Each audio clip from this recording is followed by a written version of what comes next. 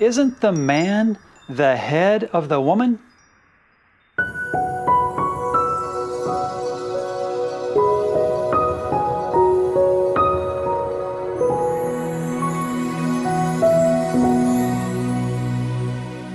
So the quick answer to the question, isn't man the head of the woman, is yes, he is, but probably not how you think. Remember that Paul is a missionary who sent letters to house churches in Asia, often answering their specific questions. We don't have the luxury of knowing their questions necessarily, but we have his answers. So it takes a process of discernment.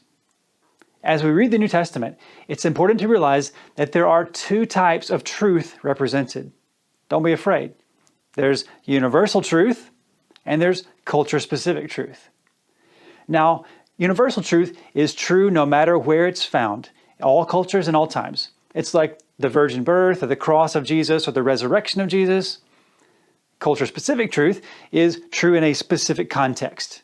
It may be hair or how people dress or jewelry, behaviors, those kind of things. Now, Paul alternates between these two types of truth in his writings. And it's our task as students of the Bible to discern which he's talking about. There is a problem if we misinterpret, though. If we take Paul's universal truth and call it cultural, that's bad. That's a liberal interpretation. It's true for you, but not true for everyone. Jesus' cross is for you, but not for everyone. That's not correct. On the other hand, if we miss it the other direction and we take Paul's cultural truth and apply it everywhere, this is a universal truth. We're legalistic. Everyone must wear their hair a certain way. Everyone must dress a certain way or say certain words. Again, wrong. We must discern correctly between universal and culture-specific. Now, how do we understand apparent contradictions in Scripture? For example, in 1 Corinthians 11, there's a command about short hair for men. Now, can you think of any man with long hair that's approved by God? Maybe you thought of Nazarites, Samson and Samuel and John the Baptist. They were great. God approved them. There's also culture-specific truth like greet with a holy kiss. In America, we don't do that so much. But in the Middle East, it's a normal thing. Again, 1 Corinthians 11, Paul talks about women with long hair. That's their glory. That's what they should do. But then in Africa, some women cannot grow long hair. They only have short hair. We have to remember that Paul is dealing with the concept of church order throughout the 3 chapters of 1 Corinthians 11 through 14. At this time, we are going to examine 1 Corinthians 11. We are going to be able to see how Paul goes between universal and cultural truths throughout the text. So he uses an A-B structure. He will start with universal truths, verse 3, cultural truths, verses 4 through 7, universal truths, 8 through 12, and then he will conclude with cultural truths in verses 13 through 15. The culture-specific truths here were all based on the Corinthian culture and what hair meant in the Corinthian culture. Just to give you a brief understanding, the Corinthian culture was very sexualized. There is a verb named after the city, to Corinthianize, which actually meant to go into a temple and participate in a sexual act. Supposedly, there were 1,000 temple prostitutes available for this service. Now, in the Corinthian context, hair was a sexual symbol. Uncovered or immodest hair was a part of the pagan Corinthian worship, which means they would let their hair be seen, but that was like a provocative action. No one knows exactly what they did with their hair uncovered, but there was frenzy involved. Paul is extremely concerned about distinguishing the church from the Corinthian culture. Thus, he decided to speak about women's hair as a covering, as in modesty. In Paul's day, in the Corinthian culture, the slaves and the prostitutes, these were women who were not in a protective family. Therefore, they were not allowed to cover their heads, and some even had their hair shaved off as an act to shame them. Specifically in Corinthian church culture, Paul had to teach women and men how they should behave when gathering to worship Jesus. Paul says, when a woman prays and prophesies. He then says, when a man prays and prophesies. And then he gives culture-specific teachings to show how you would pray and prophesy based on the cultural truths around you so that you would do those things with modesty. Now, we know that Paul is giving some culture-specific truths because of some of the teachings he gave. He states, does not the very nature of things teach you that if a man has long hair, it is a disgrace to him, but if a woman has long hair, it is her glory? Well, obviously not in every culture is long hair a disgrace to men. The Nazarites, an honored group in Jewish culture, had long hair. And Sudanese women, the people of Cush that the Bible talks about, their hair doesn't grow very long, but those women certainly have glory. Now today, in addition to the culture-specific truths, we need to dig into the Greek context of Paul's first century audience to see how they understood the word head, kephale, because what Paul says is true for all cultures. It's a universal truth. Let's look at 1 Corinthians 11, verse 3. The universal truth says, now I want you to realize that the head of every man is Christ, and the head of the woman is man, and the head of Christ is God. Remember, Paul was not speaking to people in 21st century US, China, or Zimbabwe. This is universal. We need to understand how first century Greek speakers thought about Paul's word choice. What did they think of when Paul used kephale 3 times in this one verse? And when kephale is used elsewhere in the biblical text, what was its usual meaning in context? Jesus is certainly King of Kings and Lord of Lords. But does the word kephale, which Paul used in 1 Corinthians 11:3, mean master, leader, authority? Or does it mean something else? By this question, we are not doubting Jesus' authority.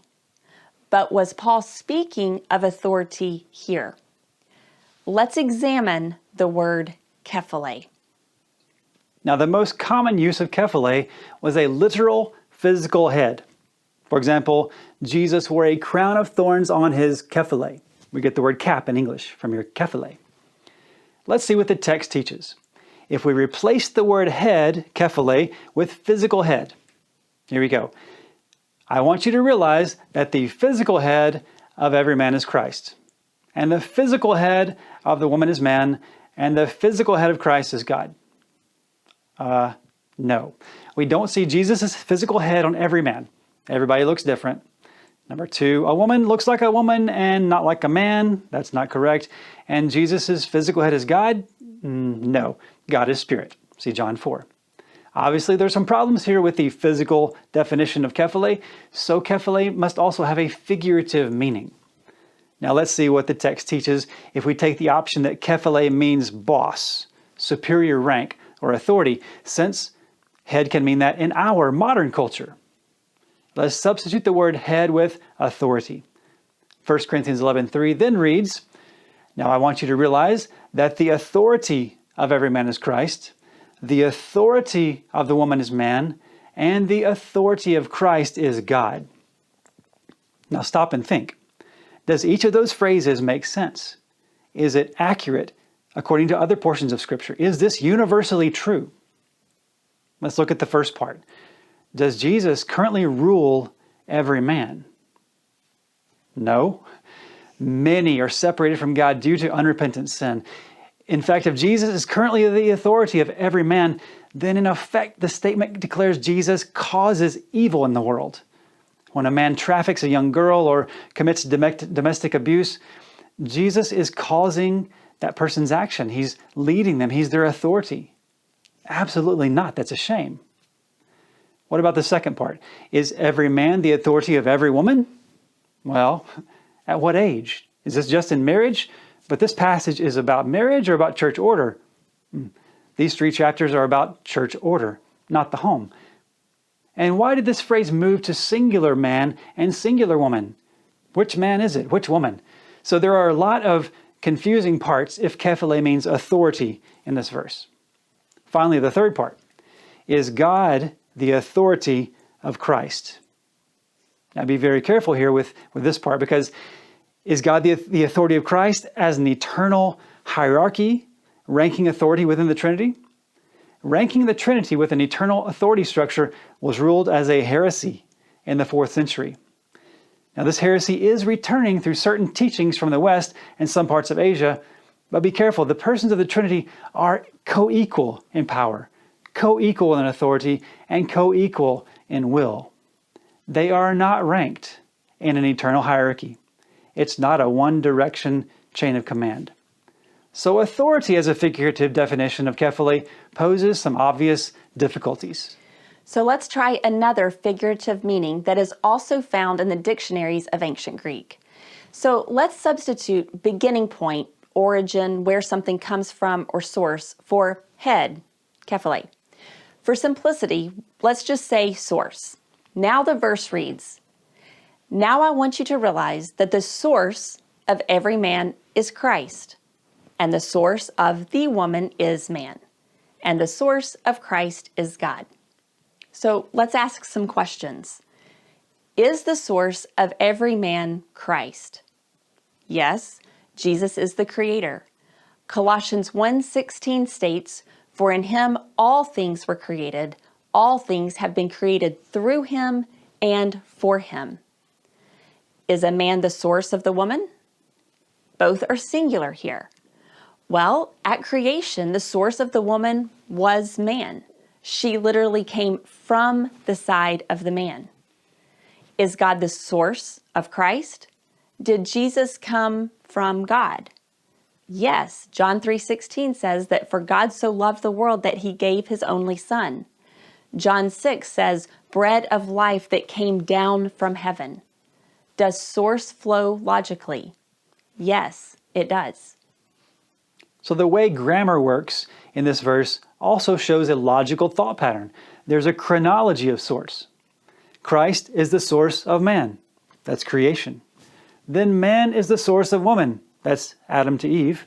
And then finally, God is the source of Jesus, as in Jesus came after Adam and Eve. Are there any universal or specific theological problems? No. Does it fit first century Greek? Absolutely. Paul's audience knew that man was created first chronologically, then a woman originated from the man, and finally Christ came from God. As you read further in the passage, you see that Paul continues with the idea of where things come from in the next universal truth passage found in verses 11 and 12. There Paul says, just as woman comes from man, so man comes from woman, but everything comes from God. It should be pretty clear that kephale here means source or where something comes from or the beginning point. Those all make perfect sense in the context of the passage. The point of 1 Corinthians 11:3 is not teaching that men have authority over women or husbands have authority over their wives. That is actually called eisegesis. It's putting your own ideas into the text. There is nothing about authority in this passage. This passage is about church order, how the Corinthian church can become stronger, more peaceful, more orderly. Understanding the context and using a little logic helps us to comprehend what Paul meant and avoid teaching things that do not originate from the biblical text. So with this information, take a few moments and consider the following questions. What does this teach you about the character and nature of God? What does it show about the character and nature of people? What is one thing you can do today to obey? And with whom can you share this? Until all know, run with it.